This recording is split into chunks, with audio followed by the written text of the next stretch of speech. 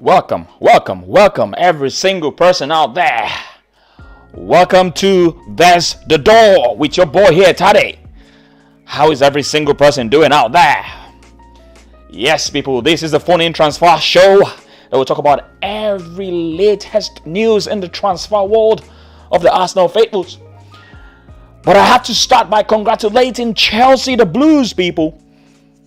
I cannot start without congratulating them. It's fair play to them for winning the Champions League. So, congratulations to you, Chelsea, for taking your second Champions League trophy. Where are the Arsenal fans? What's happening to Arsenal? We have never even smelled a Champions League before. Wow. That's not a very, very bright start, is it? It's not a very bright start. But listen, the truth has to be said. There's a few things I want to talk about today in terms of transfers. Just a few things, and I'm going to be out of here. I'm going to be out of your hair. Will you cash in on Granit Xhaka? That's number one on the list, people. If you are the owners of Arsenal, if you are in the Arsenal hierarchy right now, are you going to cash in on Granit Xhaka? One of them will record a transfer deal, people. Those are the words of Mr. Webb, the director of Norwich City FC. He said one of them will be a record transfer deal. What does that mean? He's referring to some of the players that are well sought after in Norwich City. He's talking about the likes of Emi Buendia, Max Aarons. He's saying one of them is going to be a record transfer deal. Who is it going to be, people? Will you, as Arsenal fans, or whoever it is that you support, will you take David Raya of Brentford as a goalkeeper? Also, is there any truth in the Marhez and Sterling transfers? We're going to be digging a little bit into that. And last but not the least, people, Sterling and Laporte are amongst others that are unhappy with the lack of playing time in Man City. There is no surprises there, people. There's absolutely no surprises there. Good evening, every single person out there. Liam Vince, Tony Blackwell, Osman Ali. Good evening to you guys. How are you guys doing? It was a very bright day today. I hope most of you went out to the beach. I hope most of you went out to bask in the sun. Some of you that wanted to do a little bit of tanning, I hope you got your tan. I don't need any tan because, listen, I'm already chocolate. You know what I mean? I don't need no tan. Else I'm just going to turn to charcoal. So I sat my butt at home and listen, I've been doing a lot of cooking, as you can see, and I was doing a lot of reading and studying as well. I've got other things I do apart from football, so I needed to use this opportunity, this bank holiday, to do that. Maybe next week I'm going to be getting into the beach and basking in the sun and turning to charcoal like most people. All right, let me see what the guys are saying before I delve into all the transfer news today, people. Tony Blackwell, evening Liam, evening Tade, evening to you, Tony. How is Essex today? I'm pretty sure it was very hot as well. Liam Vince, I am surprised Arsenal don't give him away for free. Nah, I'm gonna get into that, Liam.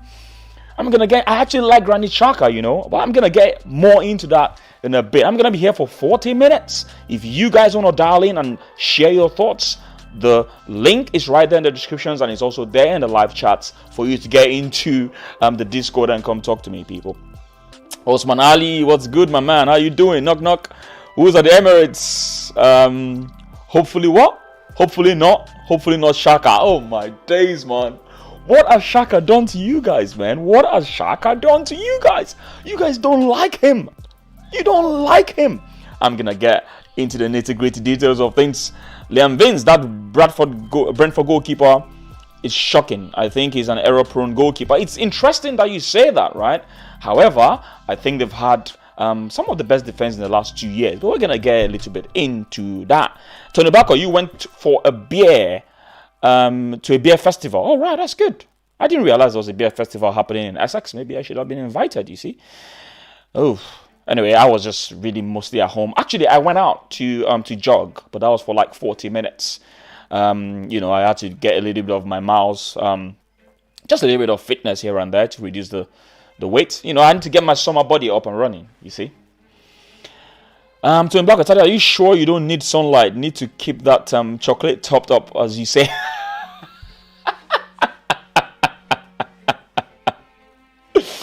I wish, man. I wish. Liam Vince went off walking for an hour, but it was too hot. Yeah, it was really hot today. But the good thing is, where I live in my apartment, I've got a lot of trees, so I don't usually feel the heat in my apartment. It's always very, very cool for me here. It was when I went out I realized that it was pretty hot, you know. But listen, I'm not gonna talk too much about any frivolities anymore. Let's get into the business straight away. Let's get right into this, people.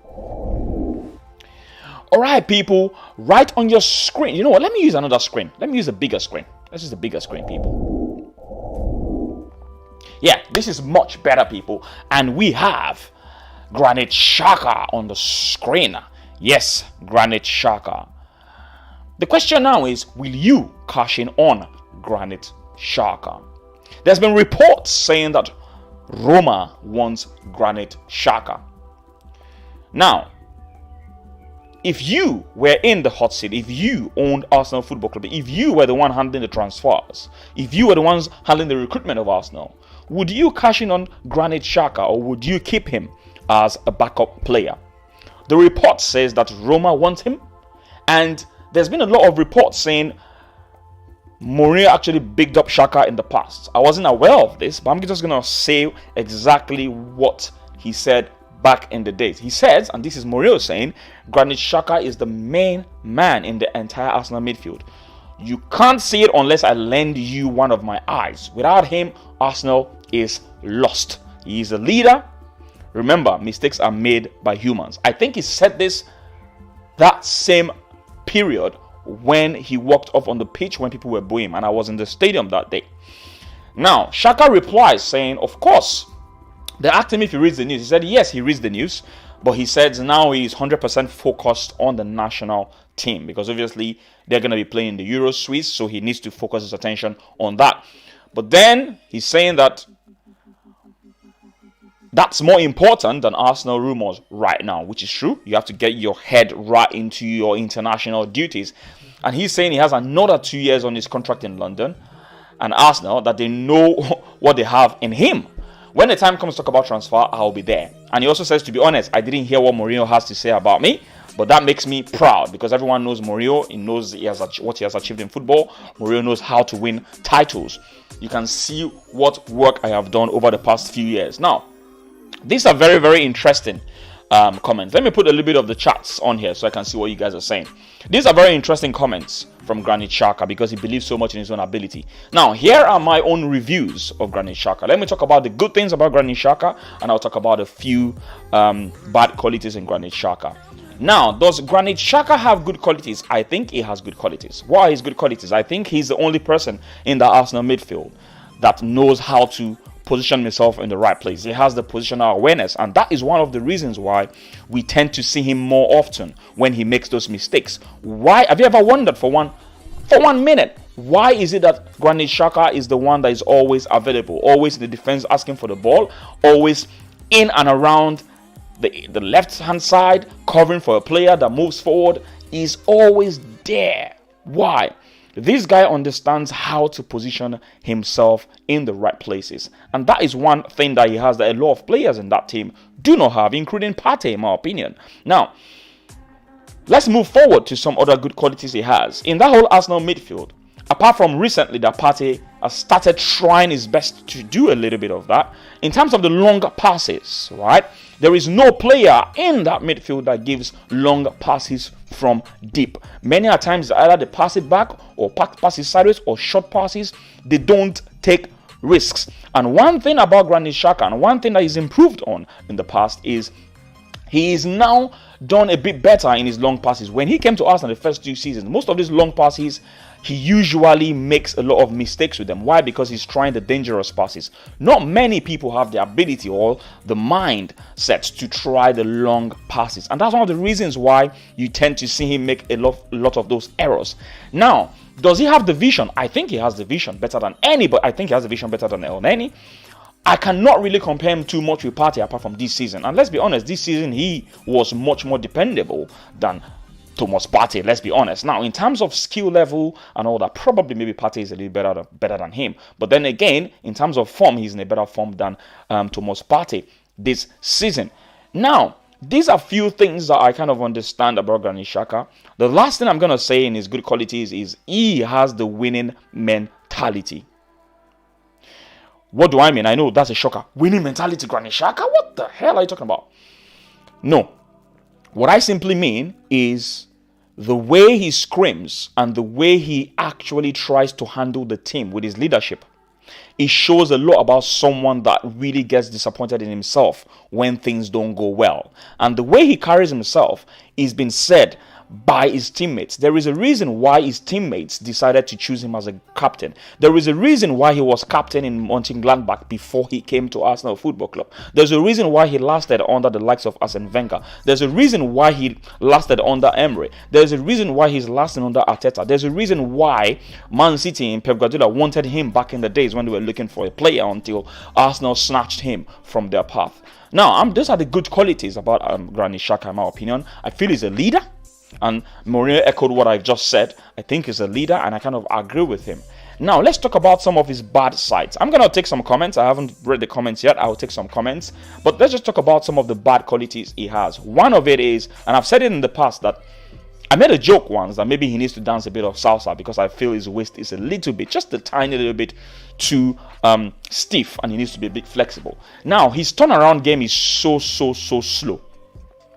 It's almost like he's aware of his surrounding, but his execution is so sluggish. He doesn't have the agility. He doesn't have that ability to be able to turn his face and move as quickly as he really wants to. I think his brain is interpreting him to do certain things, but his body and his physiological inabilities are not letting him do the things. And I think that's one major problem with this guy. And that's one of the reasons why he gets caught out ever so often. Not this season. Let's be very honest with ourselves. Not this season.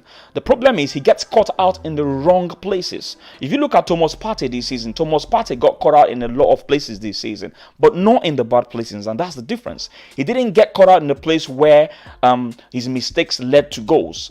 But in terms of Granit Xhaka, he got caught out in places where he made errors where they led to goals in the past. Not this season, not the last 2 seasons. Previous seasons, he was really bad in that, right? And I think because he's not agile enough, because he's very slow, you cannot really change someone that is slow. There's absolutely nothing you can do. The only thing you can do is to play him in a position whereby if he makes that error, someone can cover up for him. But the problem now is someone that is really slow and sluggish, you're not putting him to protect the defense. If you're putting someone like that to protect the defense, once he loses the ball, that's it. If Kante loses the ball, there's a high chance he might be able to catch up with that player. There's a high chance he might be able to ruffle the feathers a little bit. And that's one of the reasons why this guy gets a lot of yellow cards. He gets a lot of yellow cards because he knows he is very slow. And the only thing he can do is to foul the player. So I'm weighing both options and I'm looking at both the good and bad qualities of Granit Xhaka. And that's what I feel about Granit Xhaka. Let me see what you guys are saying in the chats. All right, Liam Vince is saying that he's gonna sell him. All right, Tony Blackwell think Arsenal should get as much as they can for Xhaka and wash their hands off him. You look to build for the future, not stuck with the same mess. I think he's too slow. He has mistakes in him. All right, Liam Vince. All right, totally agree. I can see that Tony Blackwell totally agrees with you on that. All right, Tony Blackwell. Xhaka's mind thinks what he should do. But by the time the signal gets to his feet, it's too late and you see what's about to happen this season. I totally agree with you. And that's exactly what I said. I think he has the best intentions, but his body is not going to let him. And listen, at the end of the day, we're not here to be sentimental. We're here to be brutal. So here's my verdict on this. All right? I have 2 verdicts on this. All right. I'm going to sell Granit Xhaka if I get better. All right. I'm going to sell him if I get better and I have a good backup as well. Right. Or I'm going to keep him, right, as someone that can be part of the squad rotation and get another player and sell El Neni. That's what I'm going to do. So those are the 2 options. If I can get someone better than him, I will. And I see Liam Vince saying the Italian league will suit him. To be honest, I totally agree with you. I think the Italian league is not as fast as the Premier League, and I think it's going to be much more suitable for a player like Granit Xhaka.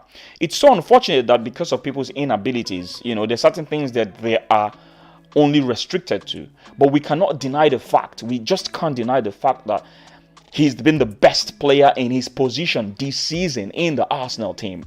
We can't deny that. Do you know what I mean? So we have to say exactly what it is, you know. But listen, do you guys want to see this guy come in? Now, I've talked a little bit about the positives and the negatives of Granit Xhaka. But the question now is, what are the positives of this guy? I don't know this guy that much. I've only seen him in a few games that I've watched. I've seen him play against Arsenal. In the last game, we beat them, but you can see that he was trying to sell himself. Now, what I like about this guy is I feel he's a bit much more mobile than Granit Xhaka. Does he have the passing range of Granit Xhaka? I don't think so. I haven't seen enough passing range from him. But one thing you guys need to understand is you just don't need a player that is just going to be doing the defensive work. You need a player that should be able to do a little bit of both in a manner of speaking. Because you can't just restrict the creation to just attacking midfielders alone. No, you can't just do that. What you want to do is have someone that can offer you a little bit more. You look at Kante. What pisses me off the most is people focus so much on Kante's defensive abilities, and I don't like that. I think it's really unfair, because if you are a good football watcher, and I want people to think deep here, please don't just be shallow about your analysis. And you know, that's what pisses me off, when people are a bit shallow about their analysis. I want people to think deep. If you look at Kante, the amount of time he loses the ball, it's like this. It's like this. He hardly loses the ball, and that's one of the things I love about Kante. Kante also knows how to look how many chances he created in so many games in the Champions League for Chelsea this season. But all that goes under the radar. All that goes under the carpet. In the Champions League against Man City, as an example, among so many things he's done, you can see so many times he finds himself in the 18-yard box. You find himself back in his own 18-yard box. He's in the opponent's 18-yard box 1 minute. He's very mobile. He's very fast. He's very agile. He's very, very industrious. He's work-oriented. All he's thinking about is doing his job. But listen, I don't want to talk about Kante, right? The question now is, what will Bissouma bring into the table? Bissouma might probably be able to bring a better defensive setup and a bit of mobility. I keep saying this. If Xhaka had the mobility of, say, El Neni, Xhaka would have been a very great player. Do you guys agree with that? Well, I agree with what I've just said because I said it. I think if he has the mobility of certain players like El Neni, he will be a very, very good player. Unfortunately, he's a bit too slow, and we can't do anything about that. The question now is, will Bissouma offer anything better? I think Bissouma will offer a better defensive stability because he's mobile. If he makes mistakes, he can catch up with the player. But the question is, does he have the passing range? You know, does he have the passing range? I don't know. This is a transfer news, so the question is, would you have Bissouma to replace Granit Xhaka, or are you going to have Bissouma to add to the squad alongside Granit Xhaka and Partey? I think the latter seems a bit better for me. I would have the three of them and get rid of El Neni. That's what I would do if I was the one in charge of Arsenal Football Club. But just before I move to this guy, talking about defensive midfielders, we also have one player that probably will be leaving Arsenal Football Club, and I know a lot of people want to keep him, but I'm going to shut up and just read the comments, and I'm going to get back to this guy right on the screen in a jiffy. Okay, Mossy Boy, what's up, Mike G? What's up? How you doing, man? I don't care how much Arsenal get for him, just sell him. Well, if you don't care how much Arsenal gets for him, it's interesting you say that, right? If you don't care how much Arsenal gets for him, then you will go back now and say that we don't have money. So if you sell him for peanuts, how are you going to get the money to be able to buy players to come into the club? You see, that's the thing. So I don't think we should just sell him. This is where we make mistakes, right? We get emotional, we get angry, because now you sound emotional now, Mossy Boy, because you don't like him. But why would you say you don't care? Because we are complaining about not having money, right? So the question now is, if you sell him for peanuts, how are we going to be able to get money to reinvest? And for me, I'm hearing 20 million. I'm thinking it's much more than 20 million. There is a reason why the CIES made him to be part of the squad of Premier League footballers this season. There is a reason for that. There's a reason why he's lasted long as a first-team player for the last eight years of his career. There is a reason for that. So before we just throw tantrums at certain players, we should think about the financial value of selling those players, you know. So I don't think I agree with you saying just get rid of him, you know, you don't care about the money, because right now you'll be the one coming back and saying, oh, Now we sold him for peanuts. What sort of bad business is that? Blah, blah, blah, blah. So I don't really understand where you're coming from now. Tony Blackwell. And he's not alone in the mindset. There were a lot of few Arsenal players doing the same thing.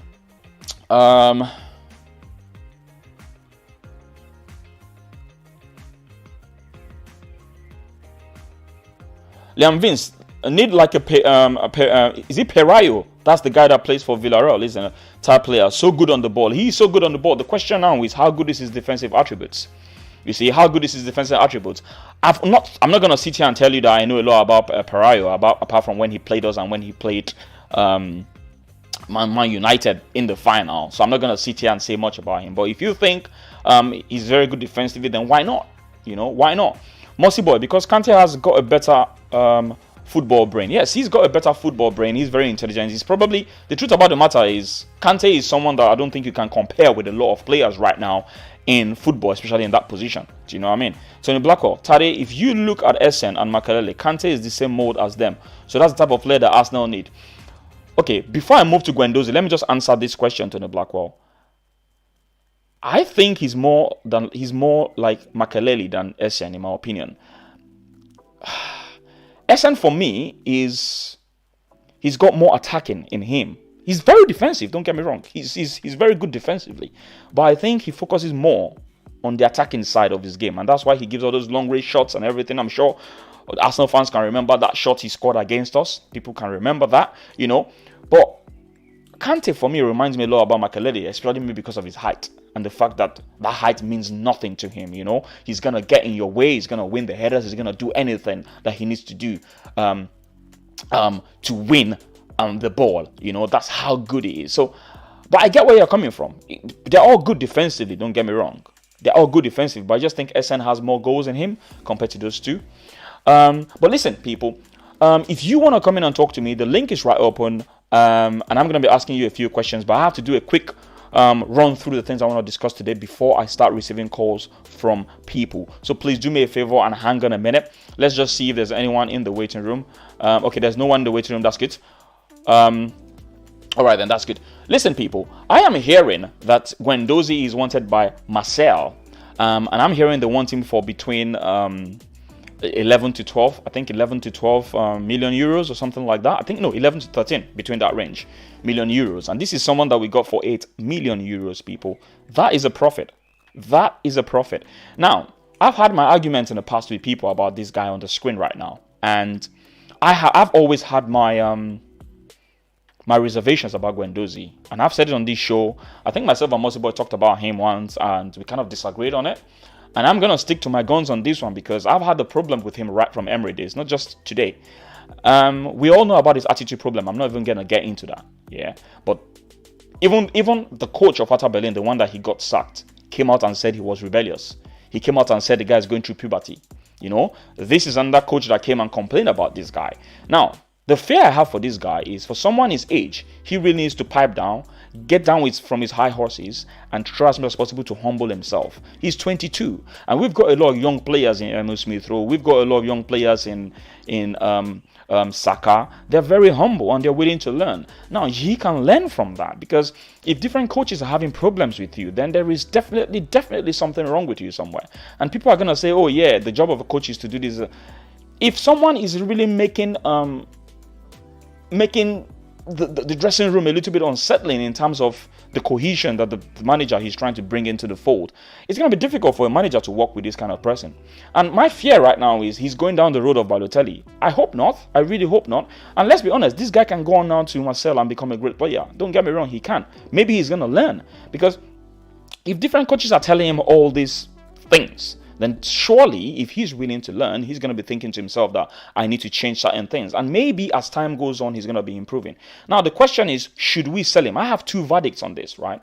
Either we keep him and loan him and hopefully he learns a little bit of respect. He learns a little bit on how to calm himself down a little bit, just improve a little bit on his attitude, and hopefully we can have him back because I see some potential in this guy. Don't get me wrong, I do see potential. Is he there yet? I don't think he's there yet. He's still a work in progress. He's still learning, he's still developing.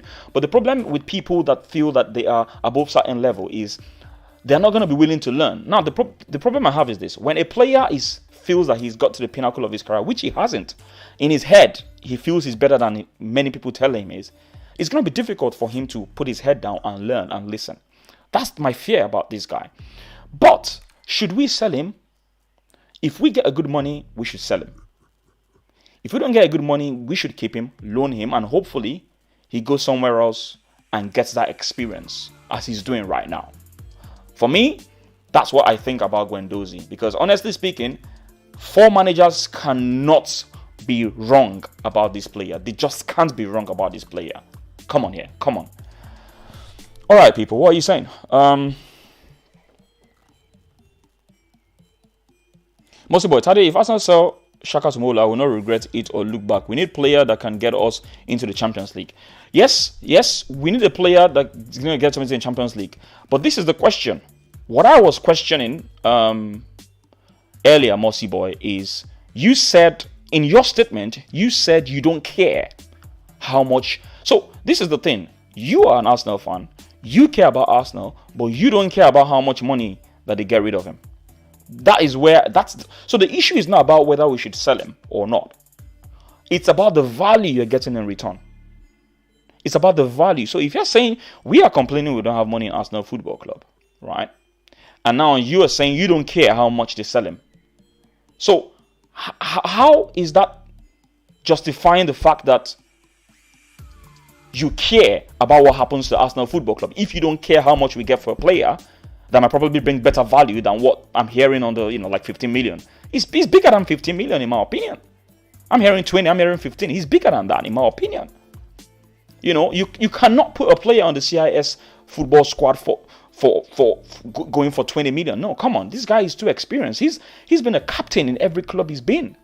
Or not every club, in the last 2 clubs he's been. And he's a captain of his national team. There has to be something about this guy. This is all I'm saying.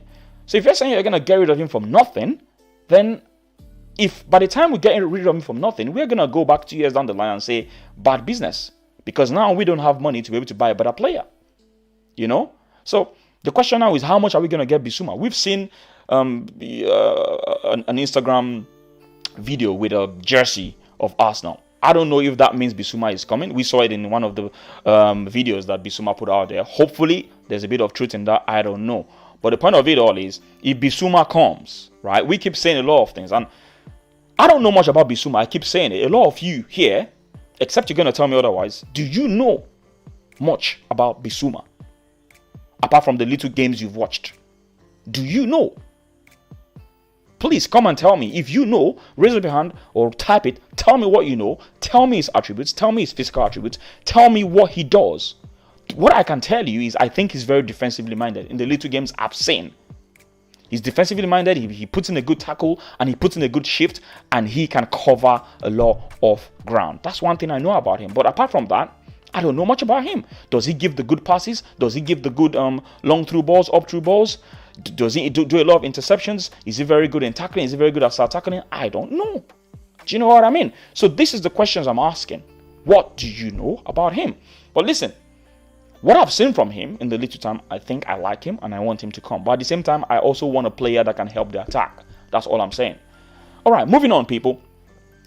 Emi Buendia. Yes, this is the other player I wanted to talk about, people. Okay, so according to the director of Norwich City, people, his name is Stuart Webber. He's saying that he will take a club record deal for Emi Buendia to be sold. He didn't say that exactly, right? But what he did say is, if we do sell one, he's talking about some of his players, and he's talking about the likes of Max Aarons, Todd Cantwell, and Emiliano Buendia. He said if we do sell one, it's going to be a club record deal. Now, among these 3 players, Max Aarons, Emiliano Buendia, and Todd Cantwell, you can read in between the lines that he's actually referring to Emiliano Buendia, because I think he's the most sought after amongst all these 3 players that I've mentioned. And he's saying it's probably going to going to start with a number 3 in front of it, and that will give us great opportunities to maybe make the whole squad better as well. What he's saying is he's probably going to start with 3, maybe 30 million.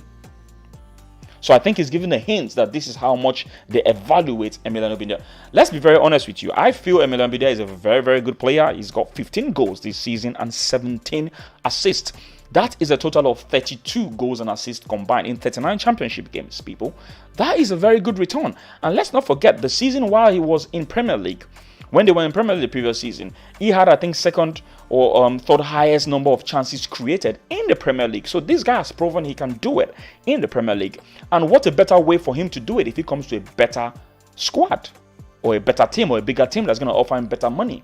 This guy right now has been called up by Argentina, so he's going to be part of the Argentinian squad, and that is testament to all the things he's done in the championship. We've seen a lot of players come from championship to the Premier League and they don't really foot the bill. They don't do exactly how well they do in the championship because it's in the Premier League, because the Premier League is definitely harder. But this guy has done it before, and I feel that he's someone that we should still be going for. I'm hearing that he's still on the cards. There is a saying that we still want a bit of Odegaard, but right now that Zidane has left Real Madrid, they are not entirely sure whether or not Odegaard is going to be leaving Real Madrid for Arsenal. We don't know. But the question now is, do I want Odegaard? I'm not entirely sure, to be honest with you guys. I don't want another Ozil on the cards. I want players that can work.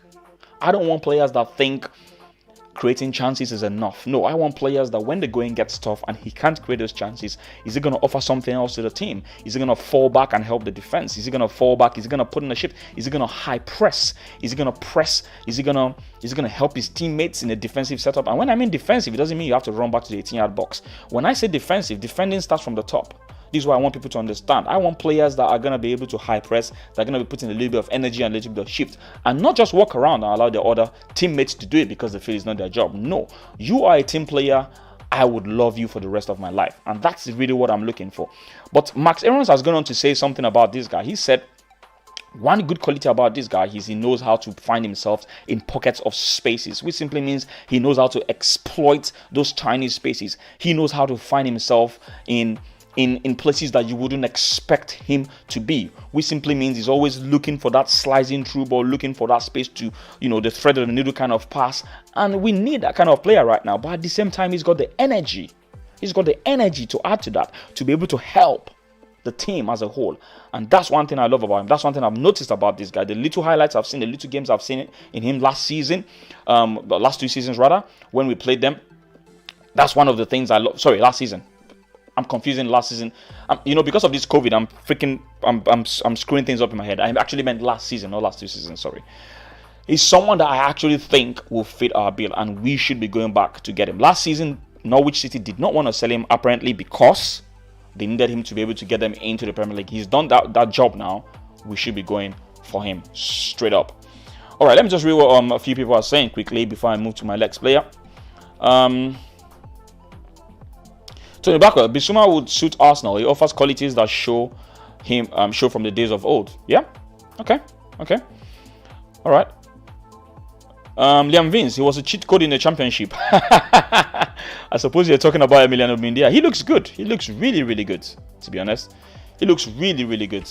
He does. All right, people. The question now is, these 2 players on the screen, do you think what I'm hearing is true? Because right now they're saying that Marhez and Sterling are up for transfer if they get a good deal. Do you guys think this is true, people? Now, let's analyze these 2 players on the screen quickly. This season, Sterling has had a very, very, very poor season compared to his previous season. He's been very, very poor. And that's one of the reasons why, they found him on the bench. I think he's only scored 1 goal in the last 15. And before then, he already set a standard for himself. This is the problem. When you set a standard for yourself, people expect more from you. Now, Sterling for me has fallen down the pecking order this season. And this goes to show that Pep Guardiola is not all about the names. All he cares about is people that are ready to put in a shift and people that are doing well. And that's one of the reasons why he's been successful, because he always rotates his players. He doesn't really care whether you're a big name. Do you know what I mean? Look at Laporte, for instance. Last season was the best defender last season. This season, he found himself on the bench. We're going to get into that a little bit. But is there any truth in these 2 guys being up for sale? I would say there is no smoke without a fire. And I will also say that there's a potential that it might be true. It might be, I don't know. But the reason I'm saying this is simply because we know Man City are looking forward to getting Grealish. And we know Arsenal, we've had the news that Arsenal also wants to get Grealish. If I was Grealish, will I come to Arsenal? Definitely not. Definitely not. I'm going to be going to Man City. If I'm an Arsenal fan, would I want Grealish to come to Arsenal Football Club? Hell yes. I want him to come to Arsenal Football Club because he's a good player. And I feel that, if he comes, he's going to be a god in the team. So here's the question. If I am a negotiator for Arsenal Football Club, I'm going to be going to someone like Grealish and telling him that, listen, if you go to Man City, you're going to be competing with all these guys on the screen. You're going to be competing with Sterling or Marhez. That is if they don't decide to do an exchange, right? Because obviously, I don't think these two guys are going to be going to Aston Villa. But if I'm a negotiator, I'm going to say, listen, if you go to this team, right? This team is full of superstars, right? You're going to struggle because you're going to be, you need to put your A game every single time or you're going to hit the bench. But if you come to Arsenal, there is a certainty you're going to be making the first team straight up. So that's my negotiation tactics to him. But at the same time, I'm also going to tell him that, listen, we're also going to be getting very good players to play alongside you. Those are my negotiation tactics that I'm going to be, feeding or pitching to the likes of Grealish. So anyway, I'm going off a tangent now. Let's stick to what is on the screen right now. So the question now is, do we think they want to get rid of these players? There's probably, like I said, there is no smoke without a fire. There's a potential they want to get rid of them so that they can raise funds to be able to buy other players that are in form right now and other younger players as well. All right. Liam Vince is saying, I will sell them providing they buy Kane. That's a good shout. That's a good shout. You see, if you look at all the teams out there right now looking for Kane, I think Man City might probably be the best team for Harry Kane to go to, in my opinion, because I don't think he want to go to any London club. I don't know if Man United are going to be going for Harry Kane right now. I don't know, because they've got Cavani. Maybe actually, you know what? Manchester might probably seem the best suit for Harry Kane, thinking about it. Because Cavani is going to be giving 1 year deal. Yeah, apart from Cavani, they don't have any good striker. And then now Aguero has left Man City. They just unveiled him today in Barcelona. So yeah, those are the two places that Kane might be looking to get to. And if they need to fund a purchase for big players like Kane or Grealish, definitely, then they might be looking to sell one of these two players. By the way, people, if you're just joining, please smash the likes. Make sure you smash the likes to promote the video and make the video go out there. It really helps the algorithm. So please smash the likes. Tony Blackwell. I think it's paper talk. However, you have to look at the players. If they're not putting in the effort in training, etc., and game time, then they only have themselves to blame. So Pep may look to offload them. I totally agree. With that. To this season, honestly, Sterling has really fallen down a little bit. I'm not sure what's going on with him, but he's not been himself. He just looks goal shy. He doesn't look confident. His decision making is quite poor this season. And guess what? I had him on fantasy. He messed me up week in, week out. I had to sell him like 2-3 times. Bought him, sold him, bought him. I was putting so much faith in him, and I just realized he disappointed me, So yeah, but this season, Marhez he's been better. He's played more games this season than last season, and he's been scoring a lot of goals for them in the Champions League. He scored in the last 2 games in the semi-final, I think 4 goals or so. 3 or 4 goals to get them into the final, and he's been doing all right this season. Tony Blackwell. Kane and Grealish to City would be an improvement over Sterling and Marhez, in my opinion. They would give more effort. I totally agree with you. I totally agree with you. And I like the key word there, effort. Effort. You see, football is not about flamboyance, It's just about putting effort. And that's one of the things I like in Grealish. Grealish is so strong. He's so strong with and off the ball that I love him so much. That people think he's all about the flamboyance, the leg over. Well, actually, he doesn't do a lot of leg over, but he's quite skillful and all that. He dribbles a lot. He's one of the most foul players in the Premier League and stuff. But effort is very key, and that's one of the reasons why I also like Emi Buendia. Listen, this brings me to second to the last, I think. Second to the last thing I want to talk about, people. Let me just put the charts off for a bit, right? So I said it earlier that when I was talking about the the highlights for the day, Sterling, Laporte, amongst others, are unhappy of the lack of playing time. So who you can see on the screen right now is Sterling and Jesus. Jesus is also amongst. Remember I said Sterling, Laporte amongst others. Jesus is also among them. Gabriel Jesus or Gabriel Jesus, sorry. is also among the players that are unhappy. Listen, I've said it before in the past, like Gabriel Jesus is someone that I feel so sorry for because I see him as a very good striker. I like him. He's got a very good returns goals to appearance ratio. I really like him. But the problem now is if Man City decide to get Harry Kane, he's going to be thinking to himself, listen, I've got so many years to deal with Sergio Aguero, and now you guys are bringing Harry Kane again. So it's almost like different superstars are always coming to compete with him, and it's really unfair on him, because he's also a good player as well.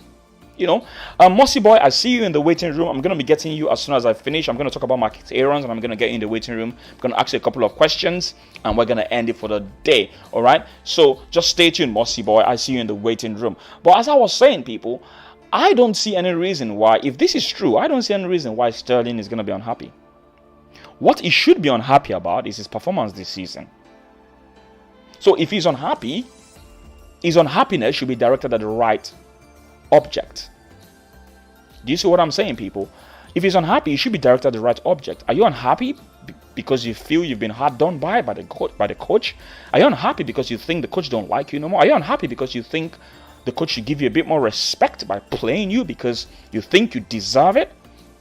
What about the other players that put in effort in the training that do a lot better than you? Don't you think they deserve to start? Look at Stones, for instance. No one believed Stones was going to be in the starting line or playing week in, week out this season. This really goes to show that Pep Guardiola is not all about favoritism, but it's all about fairness. And I think fairness is very important in football, because fairness makes you as a player get your reward and merit, especially for your performances. You see someone like David Silva. David Silva has left Man City, and Foden got his chance. Foden did not get his chance because he's an English player. Foden did not get his chance because he's a finance boy. Foden didn't get his chance because he licks Pep Guardiola's butt. No, he got his chance because of his attributes and because of his immense ability and because he's putting in the shift. So it's all about merit. So all I am saying right now is if any of these rumors are true that Sterling is one of the unhappy players, then I'm sorry, he needs to be unhappy about his performances, not unhappy that he's not getting playing time. So I don't really understand which is it. But listen, this is just based on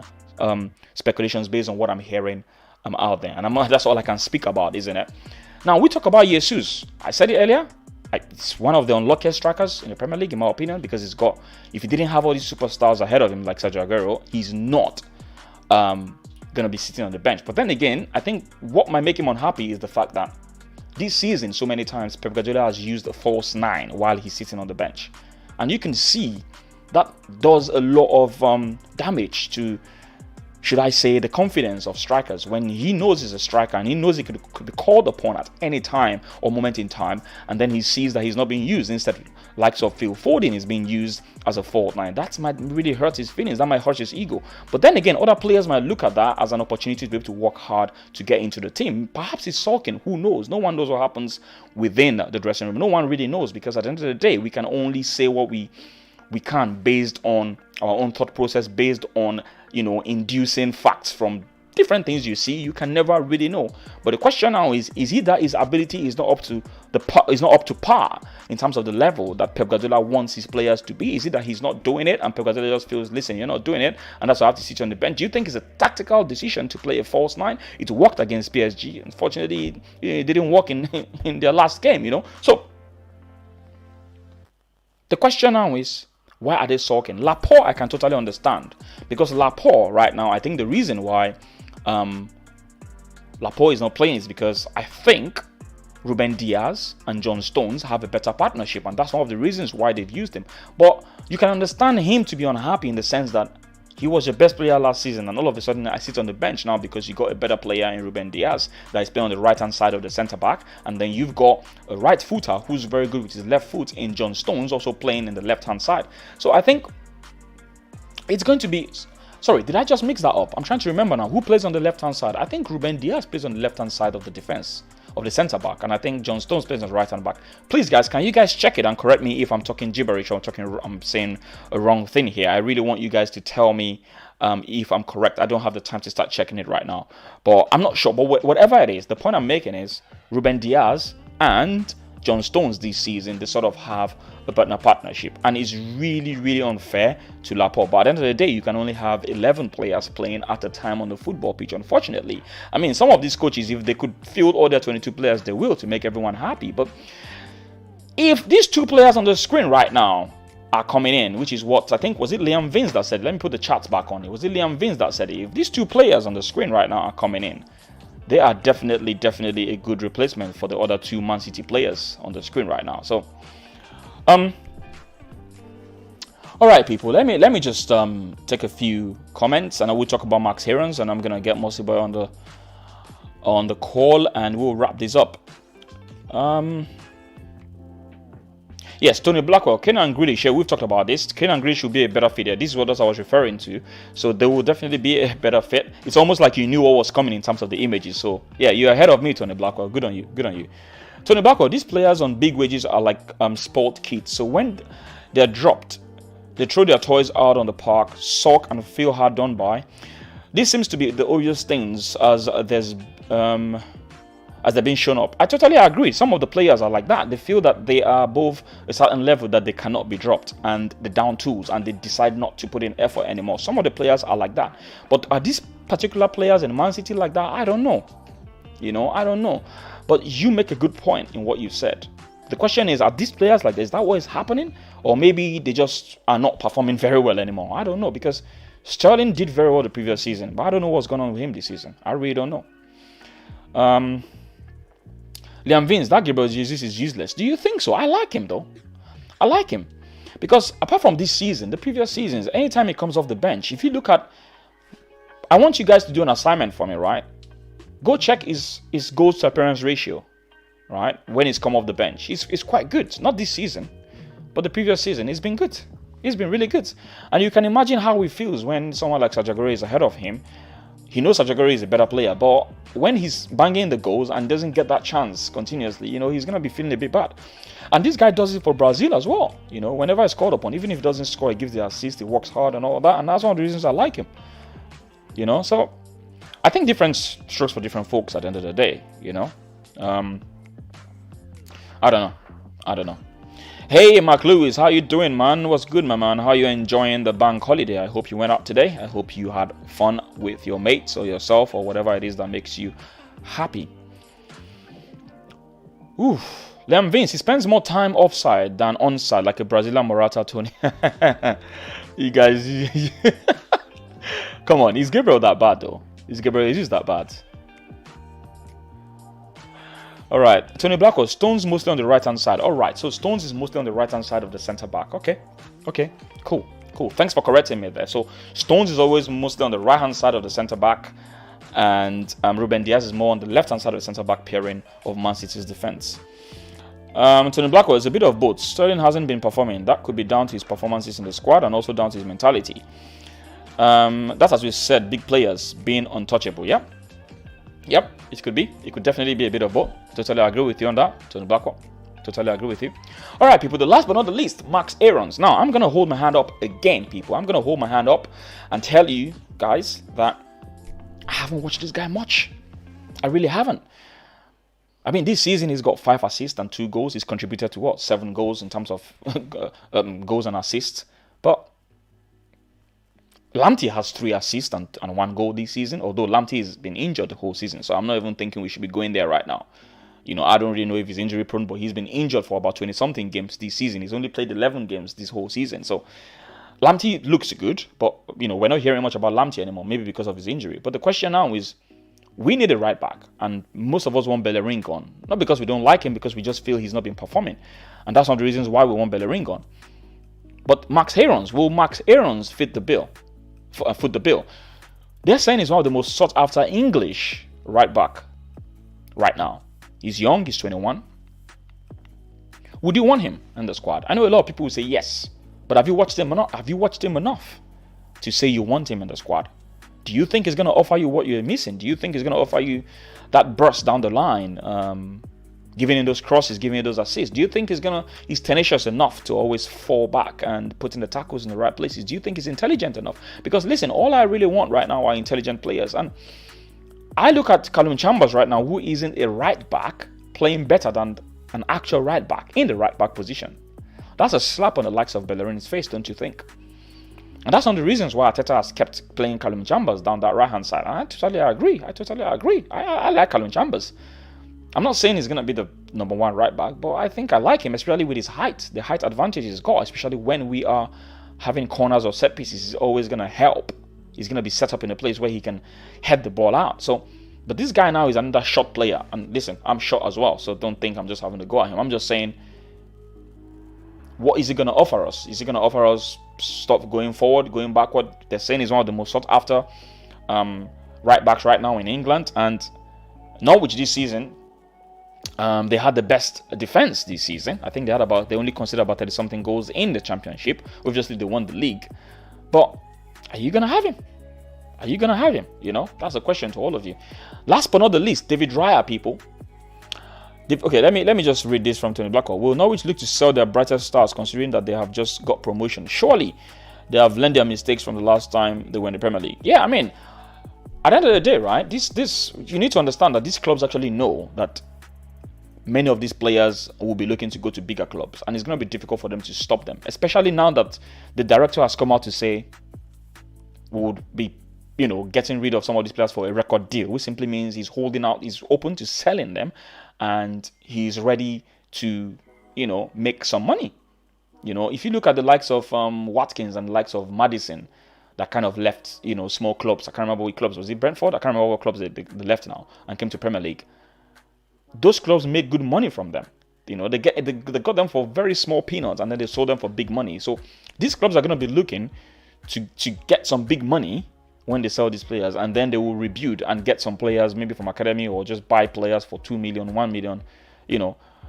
Before Maddison came to Leicester, Maddison was bought for I think 2 million pounds or something in his previous club.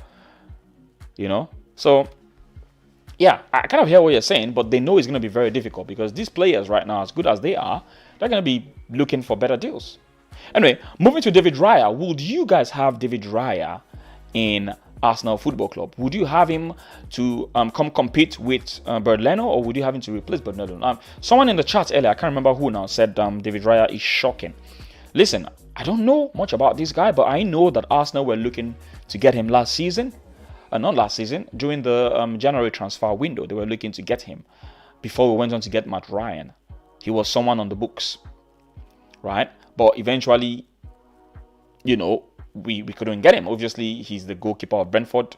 He didn't concede any goal in the playoff finals. That was a wonderful playoff final, by the way, if you haven't watched it. Ivan Toney was on point the whole season. He's done very well for them. He's scored a lot of goals from him. Ivan Toney he scored about 33 goals or so the whole season. And this guy, this season, I don't know if I would say he's done well, but in the whole of Championship, I think they're the 4th best defense this season. Compared to the previous season, when I did some transfer news back in the previous season, Brentford had the 2nd best defense. This season now, they have the 4th best defense this season in the Championship. But then again, is it down to the goalkeeper? Is it down to the defensive lineup? I don't know. But if you know much about this guy, I am open and willing to hear what you guys have to say about David Raya. I know someone like Randy Viper is going to say, listen, get him and get rid of Leno, without even knowing whether this guy is better or worse, But, when you don't like a goalkeeper, you'll be looking for any means to get rid of that goalkeeper and replace him with someone or anyone, really. In fact, very soon, Randy Viper will probably say Tade should go in and be the goalkeeper for Arsenal, I don't know. Liam Vince, Tade, I have seen him a lot. He has stupid mistakes in him and he can't catch a ball. Okay, well, all right, that's interesting. Then if that's the case, if he's that bad, then perhaps I don't really want him in my club, but I don't know. I really don't know. I need to watch a little bit of him to know more about him and make a better judgment of him. But thanks a lot for that information, Liam Vince. All right, people. I think that's it, really.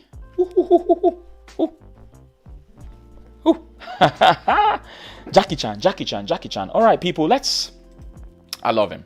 If you've not watched any Jackie Chan movie, I want you to go and watch it. I'm talking about the likes of Dragons Forever, My Lucky Star, Wheels on Mills. I loved so many of his movies back in the days while I was growing up, But I'm just going to take a quick call, right? Let's just do maybe 10 minutes with Mossy Boy. I'm going to call it a day, people. All right, Mossy Boy. Let's see if we can get Mossy Boy into the room.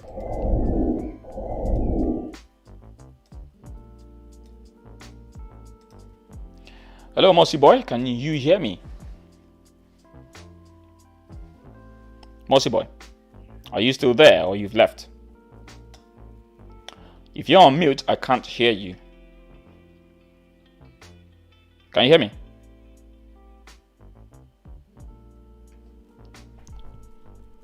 Hello, Mossy boy. All right, I can't really hear you right now. Let's see what's happening.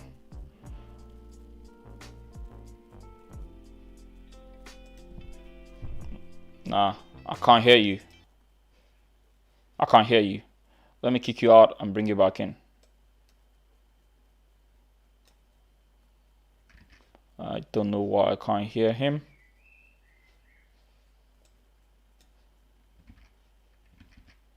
Hello, Mossy boy.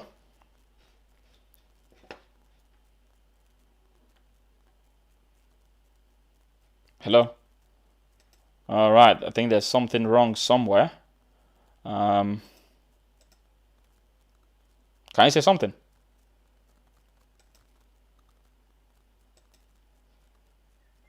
All right, I think there's something wrong with the system. I think the system must have frozen and I can't hear you. Yeah, the system must have frozen. Let me give something a try. One sec.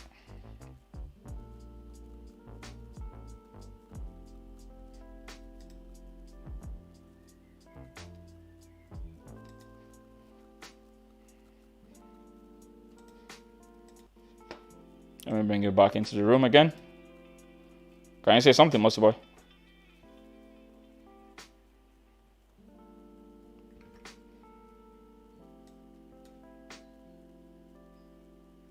You can't hear me, right? Yeah, I think there's a problem with Discord. Yeah, I think there's a problem with Discord, unfortunately, and I'm not sure I can do anything about that right now on air. Let me give something to try. 1 second. Let's give something a try. We'll try this if it doesn't work.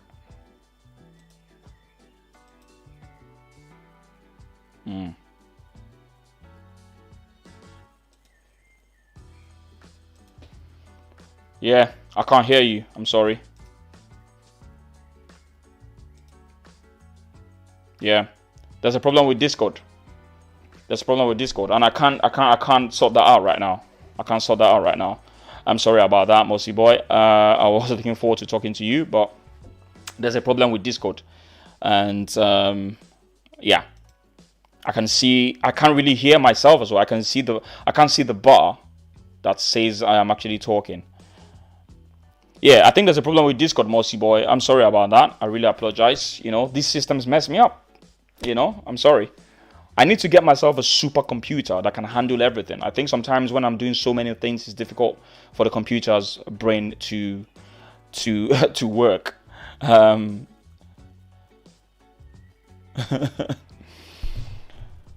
right, Tony Blackwell, I feel much better knowing that I'm not alone with this Discord thing.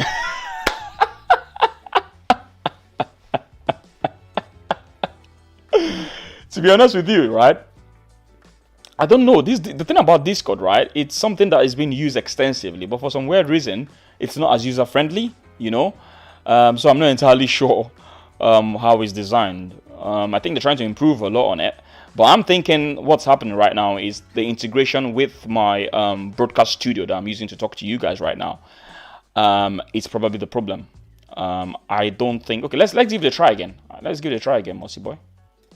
Let's give it a try again. Can you hear me now? Can you hear me? You're live. Can you hear me? Yeah, I can hear you now. That's better. Oh, okay, that's better. Yeah, okay. Oh. So I don't know what was wrong there, man. I closed my browser. I open it again, and I just asked it to try it again, and it works. Yeah. Right. Okay, that means it wasn't. I was thinking maybe it was my setup. You know. Thank God I am not the problem. Thank God I'm not the problem because it's not my problem. I've got 200 meg of broadband. So yeah, but it's not my problem as well, isn't it? It's probably the app. Anyway, we can hear each other now, so perfect. Yeah, that's nice. All right. How are you? Anyway? All right, cool. Yeah, I'm all right. I'm good. And yourself? Yeah, not too bad, man. Not too bad. Yeah, it's good to hear from you again, man. Do really appreciate you bringing me on still, yeah. Yeah, we've just got 10 minutes, so fire away. Who do you want to talk about today? Do you want to talk about Granit Xhaka leaving? Do you want to talk about Guendouzi leaving? Do you want to talk about the well, prospects of I getting just, Emi Buendia, Marhez, Sterling, Laporte? Who do you want to talk about? yeah. First of all, I would quickly pick them one after the other, like 30 10 seconds minutes, on each. by the way. 10 minutes. 30 seconds, 30 seconds on each person.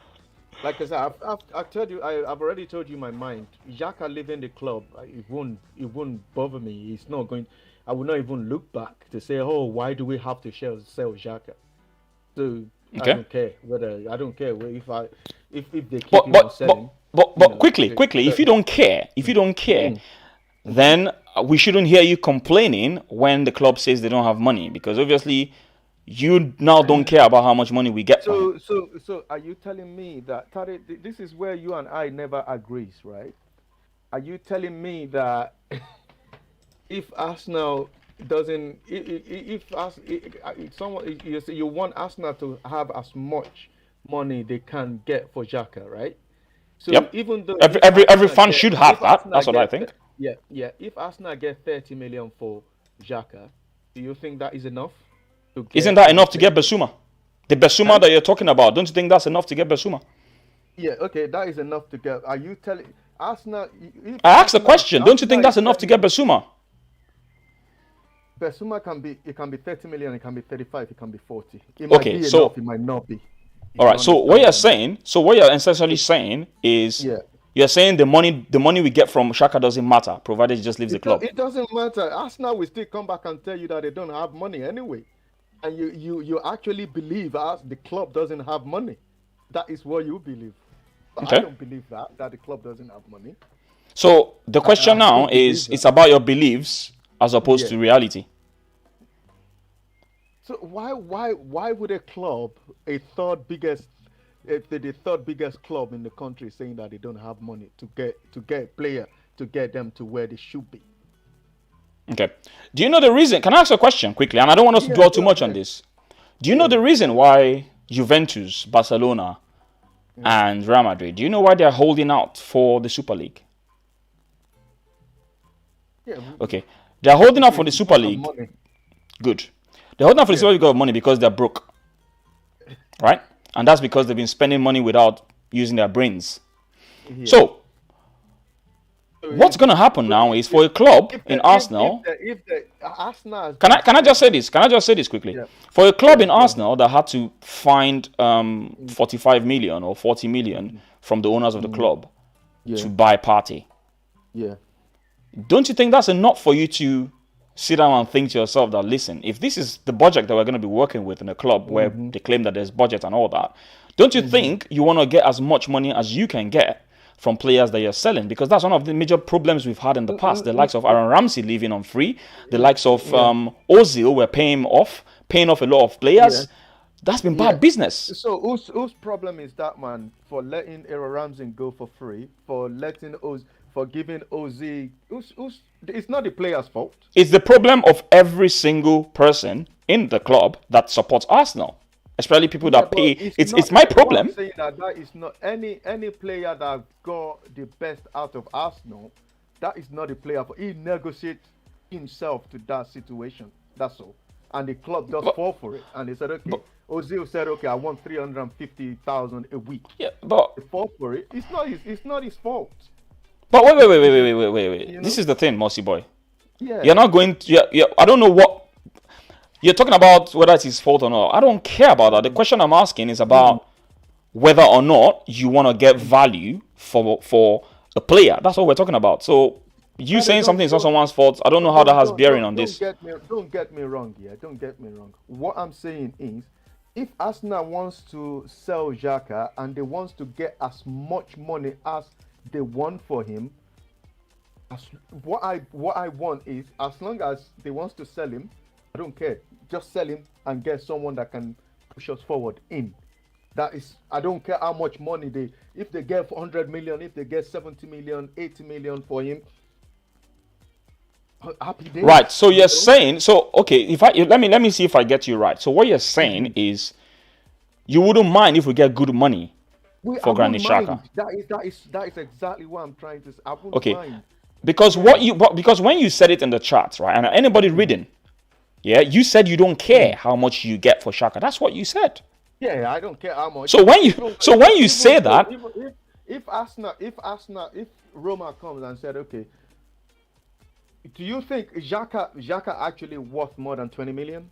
Do you? Of course, he's worth more than 20 million.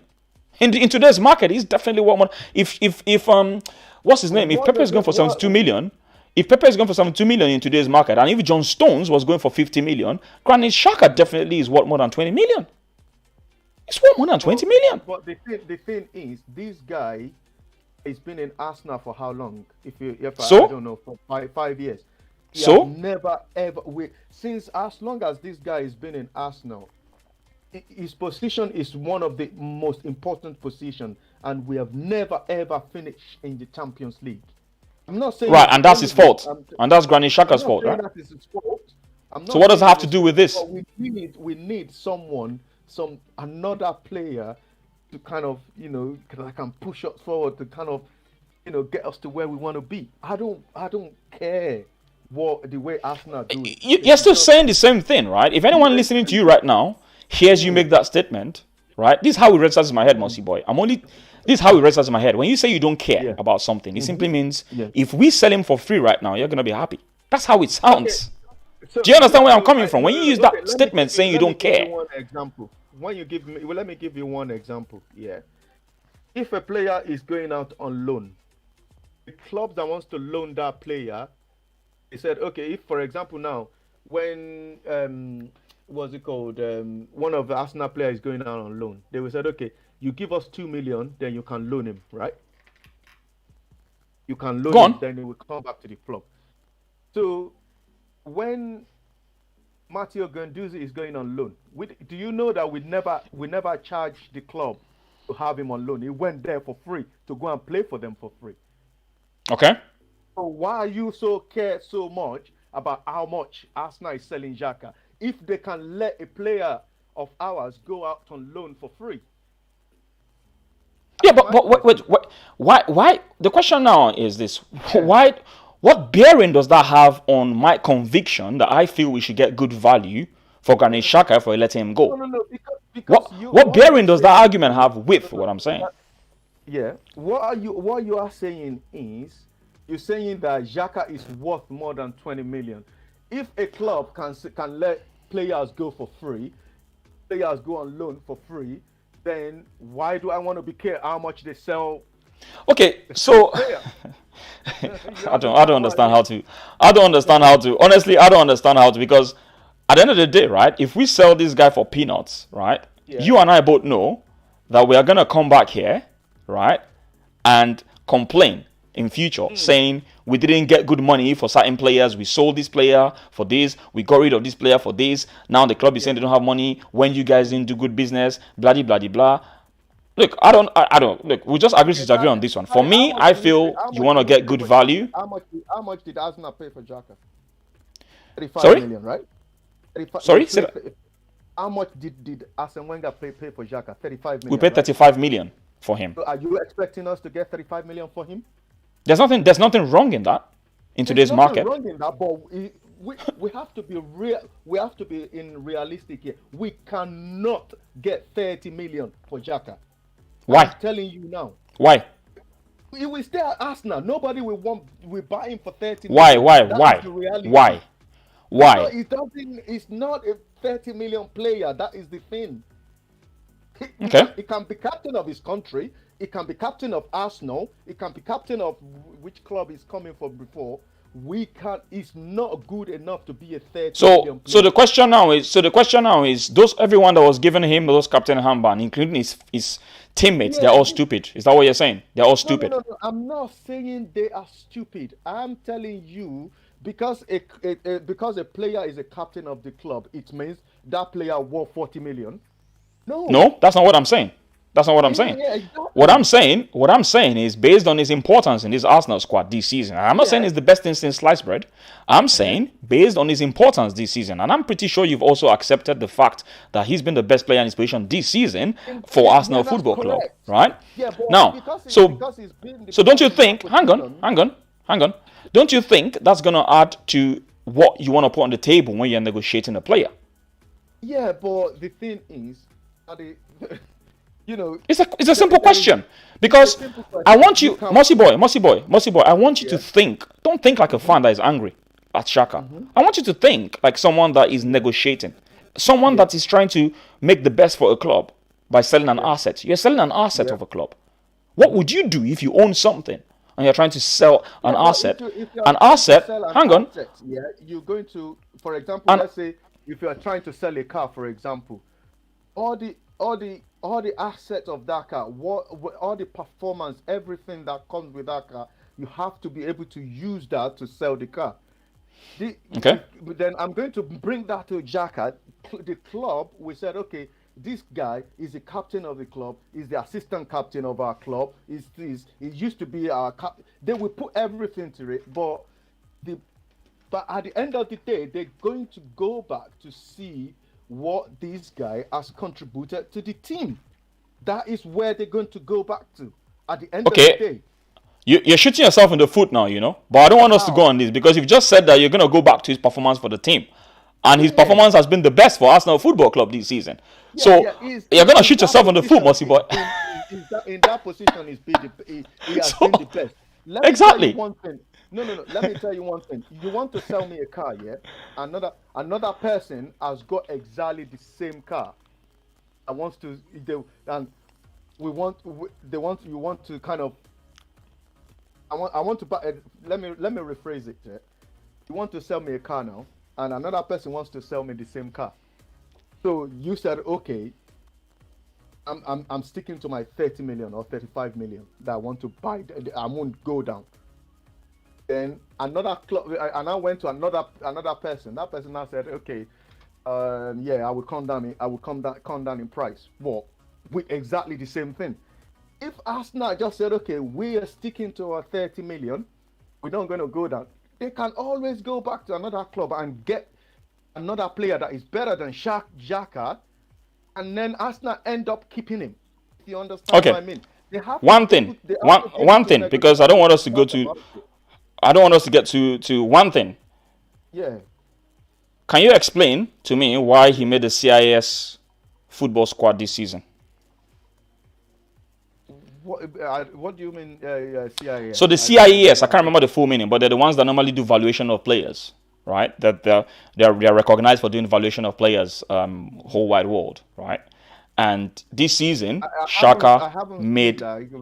If you, Okay, I then would let's like forget to about it then. see But that. he made Yeah. the team of the season this on there. But let's just move on. Let's just move on. All right, Yeah, but Tade, let me say this before we move let's on. move on. But Let's move on to we Basuma. have to be Let's move on to real. Basuma. We cannot. Let me tell you now. We cannot get 30 million for Xhaka if we want to be real. All right, Trust me. cool. All right, Yeah, cool. All right, Bissouma. Talking about yeah, Bissouma now. Because I've talked about this guy, and honestly, yeah, you've got a few more minutes. I've talked about this yeah, guy, yeah, and I've said I don't know much about this guy apart from yeah. the few I've seen from him. I feel he's Mm, someone a bit tenacious. He's a bit mobile. He's agile. What's yeah. your thoughts on us getting him? Yeah, but everything you said about him, I agree with you. But making the only one thing I want to talk about is like when you said, can he make a diagonal pass like switch to the other side like what Xhaka? It doesn't need to do that for him to be a better player than Xhaka. And this guy, they said it so many times, he made the most tackle in the Premier League this season than any other midfielder in his position. So Okay. the only thing is the question we need to ask ourselves. It doesn't. Arsenal can sign the number of players they link to. Because me, I'm the kind of person that I don't look at when I'm scrolling my Instagram and I see that Arsenal is linked to this. I just don't read it until I see it happen, and I will go back and read it. I don't believe it that Arsenal linked to this. It's just me. I just this rumor. The thing is, this question that we will need to ask ourselves is, if Arsenal sign every single player they wants to sign this season to add to the squad they have now, and can these players improve under this manager that we have now? This is the question that we need to ask ourselves, because we can see, you can see, everybody can see that all the players that comes in under this manager, like the like of Partey, the like of Gabriel Magalhaes, I didn't see them improve. They only kind of, perform with the maybe probably with first 3 months or first month. But that is the question I want to ask people. And any player that comes to Arsenal improve and just give us what we want under this manager? There are two sides to every story, right? Because I know you're going. I know where you're going to. You're going into Arteta. There are two sides to every story. And let me answer this, because I know where you're going to. It's very obvious. Yeah. You're talking about managers now and stuff. Now, there are two sides to every story, right? Yeah. You said as players improved, fine. You can make a good point. Say they've not improved. Say they've improved. And I'm still gonna hold to. There are two things I'm gonna say here. First and foremost, I didn't bloody know Gabriel until he came to Arsenal Football Club. So I'm not gonna come here and tell you that I knew how good he was before he came to Arsenal Football Club. Before he came to Arsenal, yeah. So I'm not gonna. This is the thing, right? This is what you need to understand from where. Secondly, hang on. Lacazette was once the best player in Arsenal for a season, and the following season, under a different manager, he messed up. So this happens. The point I'm trying to make is, you can say whatever you want about a player coming in and saying he's digressed. That's fine. That's your own point of view. But then you only have to say with your chest if you are sure of how good the player was before he came, if you've been watching him or knowing. Which you don't, obviously. I don't think you watch Gabriel in French League, do you? So, you saying someone has digressed, well, that's your own cup of tea, or that's your own perspective of things. It's good enough for you to be able to judge Gabriel. He only had a COVID.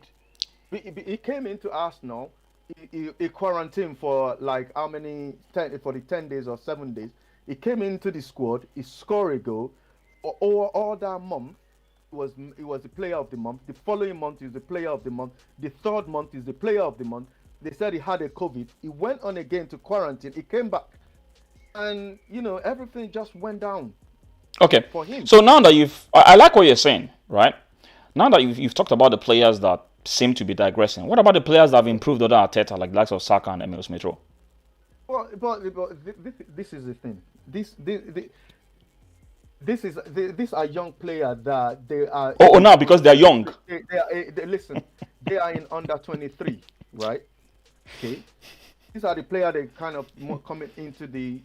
They know that, okay, if I'm not performing, I have to kind of be on the bench. Look at what happened to Saka towards the end of the season. He's tired. You can actually tell. But Smith Rowe get a rest in between, right? And that energy is still there for him. What I'm talking about is about improvement, not about whether they burnt out or whatever. I'm talking about. The reason I'm saying this is because I said there are two sides to every story. You can talk about players that look like they've digressed, and we can also talk about players that have improved. That's all I'm trying to say here. Yeah. For instance, now if you go to Man City, this season, Sterling has digressed. Yeah, of course. Sterling was not a player that he was last season. I agree. So is that down to is that down to the coach now? No. Listen. It's not.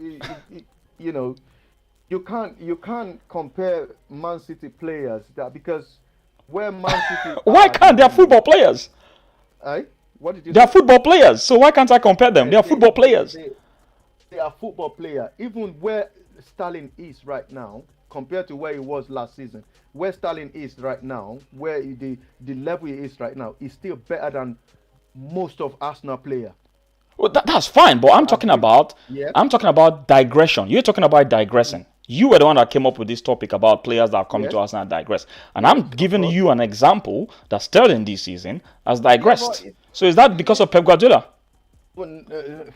Man. It's a simple question. I don't know why is it I want to ask a simple question. It's a simple question. It can't be because probably, for example, Sterling might have a too bad game. Pep Guardiola put him on the bench. What does that does to his confidence? It's going to knock his confidence down. And Atata it does that a lot. And if a player kind of messed up, then the next minute he's been playing well. If a player has been playing, even though a player has been playing well, Atata can just decide to put that player on the bench. I'm not saying player cannot improve under him. I just want to see what is going to happen. I'm giving him the first 10 game of next season. If Arsenal is not probably sitting in, I would say maybe probably in second. Okay, Mossy boy. All right, Mossy boy. I'm just messing with you, actually. Let's move to Guendouzi. Let's go to Guendouzi quickly. I know we've talked about this in the past, and this will be the last player because I need to end the show. I know we've done about 10 minutes. Guendouzi, maybe probably. I'm a fan. I am a fan of Guendouzi. I know. I think we've argued about him. I'm one of the biggest fan of him because I like him. I just don't know. To me, every time he plays with passion. He might not be good. He might not be the player that we need, but he always shows passion every time he's on the football play. I want efficiency, Mossy boy. I want efficiency, not just passion.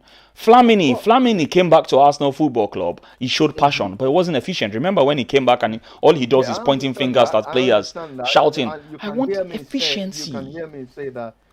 That is not. It's not because he's still learning. He's young. This is a player that we can keep. Like you said it yourself. We can keep him and send him on loan again. To learn manners. Learn manners. Yes, he will learn. We don't have to sell him. He might probably in 2-3 years along the line now. And maybe he's gonna change his attitude. Who knows? He might change and say, and we have this boy in our club, and we just let him go for like 15 million or something because we. This is. Mossy boy, can I just say this though? This is the problem I have, right? Surely this guy is a problem. If this is last manager that he got sacked, came out and said this guy is going through puberty, he's very rebellious. If his last coach has come out to say that, then surely you will know that this guy is a problem for managers, and we are not. If it is a massive problem, the French team, they're not going to be calling him to come and play for the under 23. But you're never gonna know until you're never gonna know. No, Mossy boy. Yeah. Mossy boy, there are certain things in life, right? Let me just say this quickly. Yeah. Okay. You can never really know things. You can never really know what's under the bonnet until you open the bonnet. You never know what's under the hood. That's the truth about the matter. So many managers come to football clubs and they think they can do stuff. Until they get there, they'll realize, oh crap, there's a big problem in this club. You never really know from the outside. And this is one of the reasons why I don't like judging from the outside. Do you know what I mean? You can only speculate from the outside, but you can't have a 100% judgment. You can only have maybe 80, 50. Do you understand what I'm saying? Until you get there, you will never know. I got you. Yeah, that's what I'm saying. But if that is what is best for Arsenal to sell him, but as long as what I want is I just want the best for my club. They just need to bring the players in that can do that can push us to where we need to be. If you understand what I mean? I hear you. Guendouzi is not the player that can get us to the next level that we want. Xhaka is not the player that all the players that we've got now, at least if we can get rid of all these mediocre players and bring in some real player that really wants to work, that really wants to push a shift in, that will be consistent week in, week out. I'm not asking them to. We got 38 games for a season. I'm not asking them to go and be invincible. Because consistency is the key. You understand what I mean? So, and the English people, they say punctuality is the soul of business. You understand what I mean? They said early bird eat the best worm or something like that. You understand what I mean? So I don't want us to. I can't remember that saying, to be honest, but. Yeah, I want us to get all our business done, probably before the Euro start. If we're going to sign 5 players, I'm not sure, Mossy boy. I'm not sure. It's difficult to do business before that. It's very difficult because one thing. This is the reason why Manchester United have been successful for years. We never ever seen Alex Ferguson doing a business on the last day. get all the business done, get it on the way, get the team ready for the season to start. Yeah, but this is a problem, right, Mossy Boy? This is a problem. When you have Euros or a major tournament like this, it's very difficult to get it before. They normally do it after, especially when new talents are probably going to even pop up as well during the tournament. And everyone is waiting, But me as a person, I cannot use Euro for is a 8 weeks tournament. If a player now did well, you now say, oh, now you might sign that player, then it become a flop. You understand what I mean? We just want to go and look at the player that, and again, I would like Arsenal to sign players that is in that knows the league already. The Premier League, yeah. Yes. Yeah. You understand what I mean? Like Buendia that we are talking about, he's been there, he knows the league, he's gone into championship, he's been there already. Aaron, one thing I want to say before we go, two things. I don't care who comes into our right back. If they want to keep Chambers there, as long as it's not Bellerin, fine. You understand what I mean? Because anybody that played our right back will do it better than Bellerin right now. Oh my God. Wow, you guys are not nice, man. Seriously. And again, the last thing I want to say is the story of Raya and Sterling and Marhez. I think it's just a paper talk. Why would they want to leave a team that will be playing in the Champions League that come and play for a team that is not in Europe? What if they offer them good money? What did you say? What if they offer them good money and the club also wants to get rid of them? But the thing is, we want to have a wages structure. I thought that's what we want to have, a wages structure. For these two to come to Arsenal, at least they will want to be on the same wages as Aubameyang. Because they are better players than Aubameyang. They're not going to come to Arsenal and Aubameyang will be earning more than them, and they live in a Champions League club to come and play for us. But Aubameyang is a better goal scorer than the two of them, though. So they both have what they're good at, isn't it? Aubameyang is a better goal scorer than the two of them. They are younger than Aubameyang. They can score goals as well. That's a fair point. That's a fair point. They might be saying that the age, if they would just tell their agent, then for me to go and play for them, I want to be on the same wages as Aubameyang, if not more. You understand what I mean? So I think. But currently, Marhez is earning like 120,000. So I don't know how much Sterling is earning. So he's really earning quite a low amount. Probably be more than Marhez. Slightly, yeah. Yeah. Slightly. All right. So, listen, Mossy Boy. Yeah. Thanks a lot for coming on. I said we're going to do 10 minutes. We've done 20 minutes. I know when I get talking with you, we talk for long. So we need to come to the end of the show, really. Pick a few comments and end it. But listen, thanks a lot for coming on as usual. Yep. All right. And we'll be talking pretty soon. Probably on maybe if I do the late night football show or maybe at the Last Giddy Effect on Thursday. Yeah, that's awesome. Thank you very much, man. It's a pleasure. All right. Thanks, Mossy Boy. I appreciate it. Yes, yes, people, that was Mossy Boy. Yeah, I was just messing with him and was trying to put him in a box by asking him a few questions. That's always interesting, good arguments with Mossy Boy. But listen, people, I'm going to be coming to the end of the show. But just before then, I'll pick a few comments. I see Tony Blackwell saying a few things here. Tony Blackwell says, if you do get good money for Xhaka, possibly unlikely, then it's a bonus. All right. Tony Blackwell, Tade, sometimes you have to cut your losses and run. So if it's a free for the fans, it's annoying. But it's getting rid of the player to help improve the squad, and maybe that's the way forward. The problem I have is I don't want us to get rid of players without getting something from them. We've had too many issues with bad business over the years, and that's trying to be rectified now. They're trying to rectify that, and I just don't want to see us losing players. Right now, they're selling. Well, they're planning to sell Guendouzi for between 11 to 13 million euros. We're still gonna make a profit because we got him for like 8 million thereabouts. So we're still gonna make a small profit, but can we get more? I don't know. For me, Guendouzi has not proven himself yet. He's still developing. He's still learning. He's 22. He's 22. So, he still has a long way to go in football at the end of the day.